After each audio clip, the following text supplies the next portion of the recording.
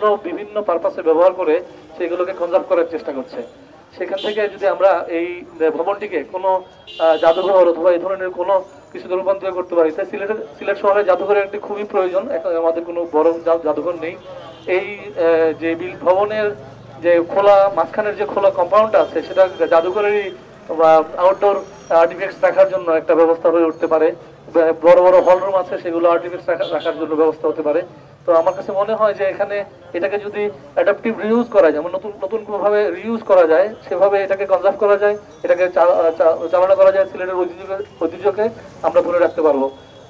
ধন্যবাদ সবাইকে।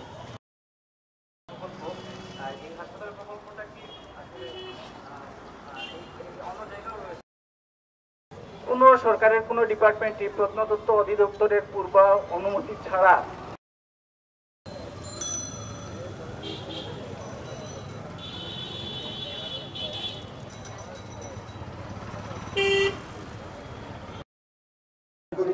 সরকারের প্রদৃষ্টি আসবে এবং আমাদের এই ঐতিহ্য শুধু এটি নয়, সবগুলা পুরাকৃতি যেগুলো আছে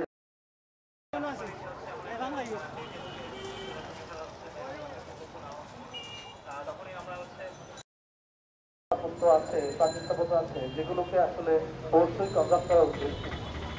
তার মধ্যে থেকে আবর্জনা সংগ্রাম একটি আমরা কয়েক বছর আগে 4-5 বছর আগে আমাদের বিভাগ থেকে এই স্থাপনাটি ভেঙে যারা হাসপাতাল নির্মাণের চিন্তা করেছেন সেই চিন্তা থেকে সরে আসবেন। হয় সহজেই কোনো দাবি আদায় করা সম্ভব হয় না। তারপরেও আমরা মনে করি যে আমাদের এখন যারা নীতি নির্ধারক মহল আছেন,